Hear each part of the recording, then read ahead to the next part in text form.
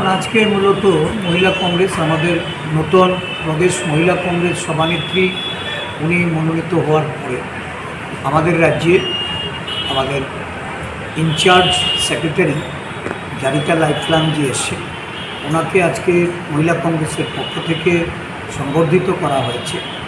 আমি অত্যন্ত আনন্দিত যে রাজ্যের নতুন মহিলা কংগ্রেস সভানেত্রী উনি দায়িত্বভার গ্রহণ করে সারা রাজ্য জুড়ে মহিলাদের সাথে নিয়ে তাদের সশক্তিকরণ সংগঠিত করে মহিলাদের জন্য যে দাবি দাওয়া এবং মহিলাদের বিভিন্ন সুযোগ সুবিধা বর্ধন করার লক্ষ্যে কাজ শুরু করেছে।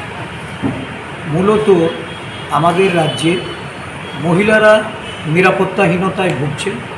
মহিলাদের সুরক্ষিত রাখার জন্য প্রশাসন যে আশ্বাস বা আরক্ষা প্রশাসনের তরফ থেকে যে নিশ্চিত নিরাপত্তার আশ্বাস দিয়েছিলেন সুশাসনের কথা বলে, এটা মোটেও পরিলক্ষিত হচ্ছে না।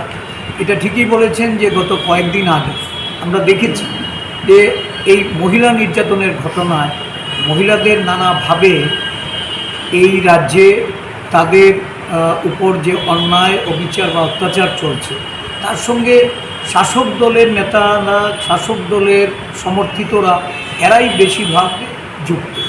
এদের বিরুদ্ধে আরক্ষা প্রশাসন সঠিক ব্যবস্থা গ্রহণ করতে অনিচ্ছুক। প্রশাসনকে নানাভাবে প্রভাবিত করে আইনের বিচার থেকে তাদেরকে পার পাইয়ে দেওয়া হচ্ছে। ঠিক একটি ঘটনা যেটা মনু কেন্দ্রের একজন মণ্ডলের সহসভাপতি পদাধিকারী শুদ্ধিকরণের নামে তাকে যেভাবে হত্যায় প্ররোচিত করেছে, আত্মহত্যা করতে বাধ্য করেছে, তার সঠিক তদন্ত বা এর কোনো পদক্ষেপ আজ অবধি এই রাজ্যের মানুষ দেখে। শুধু এই ঘটনাই নয়, রাজ্য জুড়ে মহিলাদের ওপর যেভাবে ধর্ষণ, বলাৎকার, শ্লীলতাহানি, খুনের ঘটনা ঘটে চলছে একের পরে, এই রাজ্যে মহিলারা নিরাপত্তাহীনতায় ভুগছে। বিশেষ করে শাসক দলের গুন্ডাদের তাদের এই ধরনের কাজের সঙ্গে লিপ্ত হওয়ার কারণে পুলিশ প্রশাসন এখানে নীরব ভূমিকায় বা নীরব দর্শকের ভূমিকা পালন করে চলেছে। মহিলা কংগ্রেস এই নিয়ে আগামী দিন ব্যাপক কর্মসূচির লক্ষ্যে তারা তাদের সাংগঠনিক শক্তি বৃদ্ধি করে মাঠে নামার প্রস্তুতি নিচ্ছে। আমাদের মহিলা যিনি সেক্রেটারি ইনচার্জ উনিও আজকে তাদেরকে এই বিষয়ে নানা পরামর্শ এখানে দেবেন এবং আগামী দিন রাজ্যে আমরা যে একটা গণ আন্দোলনের জন্য রাজভবন অভিযানের কথা আমরা বলেছিলাম, 5 রাজ্যের নির্বাচন থাকা আমাদের সর্বভারতীয় নেত্রী প্রিয়াঙ্কা গান্ধীজি উনি রাজ্যে আসার কথা থাকলেও এই নির্বাচনগুলির কথা মাথায় রেখে উনি সেখানে সময় দিতে পারছেন না।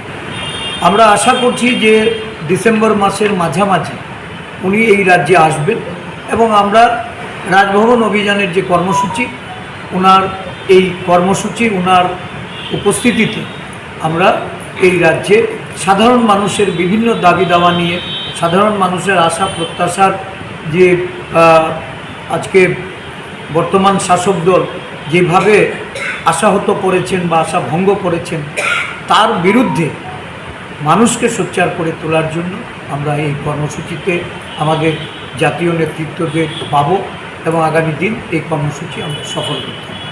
Thank you.